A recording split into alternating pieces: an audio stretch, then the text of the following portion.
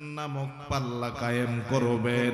মিজান শব্দটাকে আমার আল্লাহ কোরআনে বহুবচন হিসাবে ব্যবহার করলেন। কেন বহুবচন হিসাবে ব্যবহার করলেন?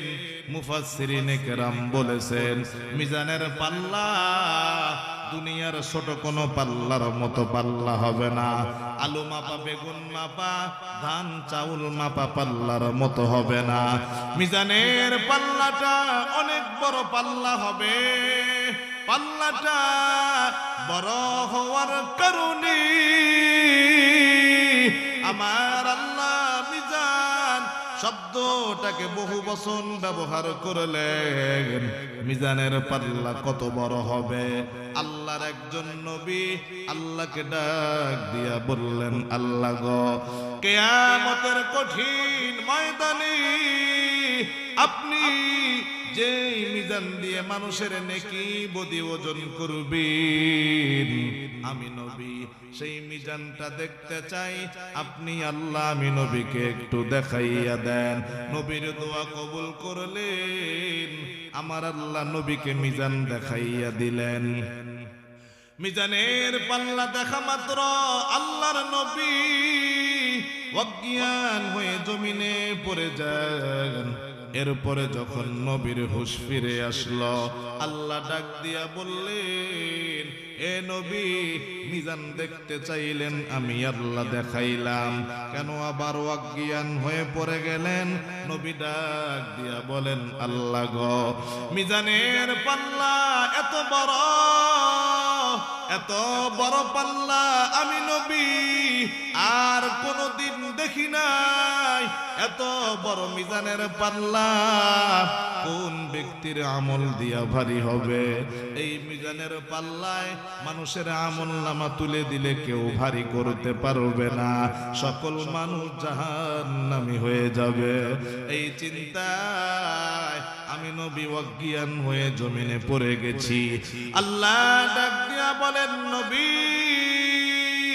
এই মিজানের পাল্লায় 7 আসমান 7 জমিন যদি তুলে দেওয়া হয়, আর এক পাল্লায় একজন মুমিনের ইখলাস ওয়ালা কালিমা আমি আল্লাহ যদি তুলে দেই, আর এক পাল্লায় 7 আসমান 7 জমিন দেই, 7 আসমান 7 জমিনের চেয়ে মুমিনের ইখলাস ওয়ালা কালিমার ওজন বেশি হয়ে যাবে।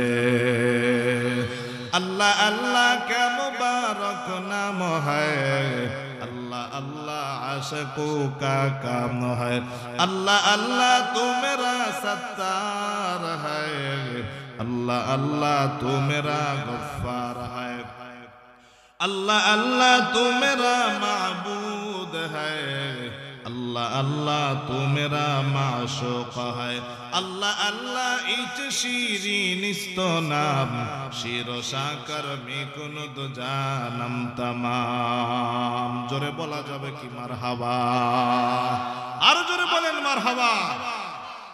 কষ্ট হয় আপনাদের? ঘুমাইতেছেন? দেখেন, খেয়াল করেন, আল্লাহ তো শুরুতেই দেখলেন যে বান্দার গুনাহের তালিকা অনেক অনেক বড়, একদম পুরাটাই গুনাহ, আর নেকি সামান্য কয়েকটা লাইন, এই 4-5 লাইনের নেকি, আর এদিকে গুনাহ আর গুনাহ, পুরা খাতা গুনাহ। আল্লাহ তারপরও কেন মিজান কায়েম করবেন? কেন? দেখাই তো যাইতেছে আমি গুনাহ বেশি করছি, দেখাই যাইতেছে এখানে গুনাহের পরিমাণ বেশি। গুনাহ তুলে দিলে আমার গুনাহের পাল্লাই ভারী হবে, পরিমাণে যেহেতু গুনাহ বেশি। আচ্ছা, যেমন স্টেজে আমরা যতগুলো মানুষ আছি আর আপনারা নিচে যতগুলো মানুষ আছে, আচ্ছা, কাদের সংখ্যা বেশি? আপনাদের সংখ্যা বেশি, দেখাই যাইতেছে স্পষ্ট, এখানে তো গোপনের কিছু নেই।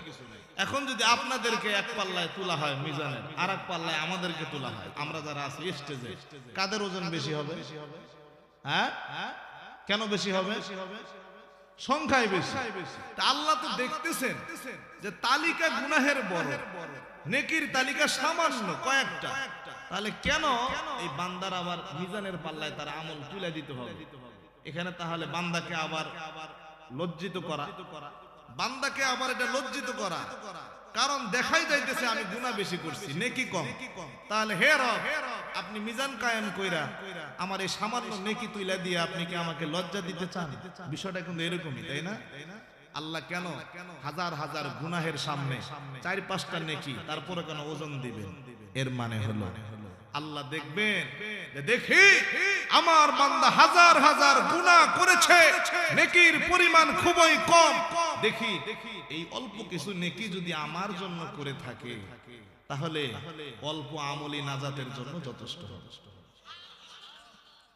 অর্থাৎ আল্লাহ চান যে বান্দা অল্প নেকি করছে ঠিক আছে, কিন্তু কার জন্য করছে এটা হলো আল্লাহ দেখবেন।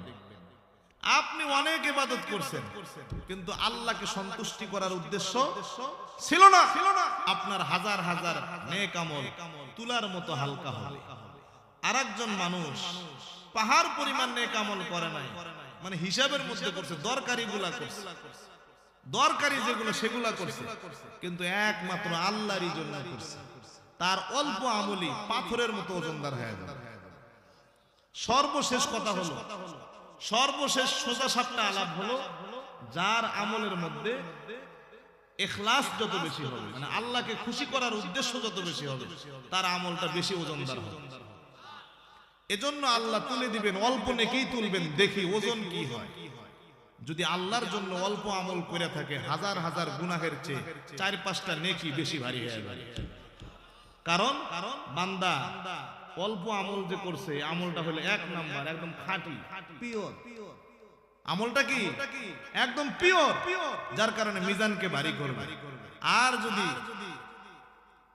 আমল আল্লাহর জন্য না হয়, একদম মনে করেন পুরা খাতা শুধু আমল আর আমল, 12 বার হজ, কোরআন শরীফ খতম মনে করেন লক্ষ লক্ষ বার, দান করছে কোটি কোটি টাকা, সে মনে করেন 10টা মসজিদের মোতাওয়াল্লি, হ্যাঁ, হাজার হাজার বিঘা জমি দান করে দিছে, কিন্তু যদি আল্লাহর উদ্দেশ্যে না হয় তাহলে মনে করেন যে 4-5টা গুনাহের কাছে তার এই এত পাহাড় পরিমাণ আমল তারপর ওজনদার বেশি হবে না, 4-5টা গুনাহের ওজনই বেশি হবে। মোট কথা হলো, যার আমলের মধ্যে ইখলাস যত বেশি থাকবে তার আমল সবচেয়ে বেশি ওজনদার হবে। আপনার আমলের মধ্যে যদি ইখলাস না থাকে, আল্লাহর সন্তুষ্টি না থাকে, পাহাড় পরিমাণ আমলও মিজানের পাল্লাকে ভারী করতে পারবে না। কথা বলেন ঠিক কিনা? উদাহরণে বোঝার চেষ্টা করুন, সোজা বাংলা কথা বোঝার চেষ্টা করেন, বাংলা কথা, ইংরেজি না। একজন মানুষ 7 বার হজ করছে, সে মনে করেন 7 বার হজ করতে গেছে, কিন্তু উদ্দেশ্য হলো যে কাজ কাম নাই, অনেক টাকা পয়সা আছে আমার একটু সৌদি আরব বেড়ায় আসে, ওইদিকে ভালোই লাগে, ওইদিকের আবহাওয়া ভালোই লাগে, এই বেটা প্রতি বছরই হজে যায়, 7 বার গেছে। আর একজন মানুষ সে টাকা পয়সা জোগায়া দীর্ঘদিন ধরে, ওইরকম টাকা নাই, টাকা পয়সা জোগায়া 1 বার হজ করছে, কিন্তু উদ্দেশ্য হইল আহারে আমি আল্লাহর বাইতুল্লাহ দেখবো, আমি নবীর রওজা দেখবো, হ্যাঁ, আল্লাহকে খুশি করার জন্য গেছে। তাহলে এই 7 বার হজ, এক ব্যক্তির 7 হজ আর এক ব্যক্তির 1 হজ কি সমান? কোনটার মর্যাদা আল্লাহর কাছে বেশি? একটার আল্লাহর কাছে দাম বেশি, কারণ উদ্দেশ্য ছিল কার? আল্লাহ। আচ্ছা, আরো সহজ কথা বলি, একজন মানুষ খুব নামাজ পড়ে, খুব নামাজ, মনে করেন মৌসুমী নামাজ পড়া শুরু করে দিছে, সারা জীবন নামাজ পড়া নাই, এখন একটা নামাজের সিজন আসছে, এখানে তার কোনো হয়তো বা স্বার্থ হাসিল করতে হবে, হ্যাঁ একটু, এখন সে নামাজের নিয়ত বান্দা ডাইনে বামে তাকায়, চিন্তা করে কিরে আমারে কেউ দেখে না কেন, আমারে কেউ দেখে না কেন, তালতলির কোনো মানুষ দেখে না কেন যে আমি খুব নামাজি, আমারে জানি সামনে আসল জিনিসটা দেয়। কথাটা বুঝেন নাই? কথাটা কি বুঝছেন? আরেকজন মানুষ বিবি সাহেবের পাশ থেকে, বিবি সাহেব আর সে শুয়ে রয়েছে, এরকম অন্ধকার রাত্রে সে বিবি সাহেবের পাশ থেকে উঠা যায় তাহাজ্জুদ করে, বিবি সাহেব টের পায় না, কারণ সে মনে করে যে আমার বউ তো জানা দরকার নাই, আমার জানা দরকার হইল আল্লাহ, অতএব আস্তে করে উঠে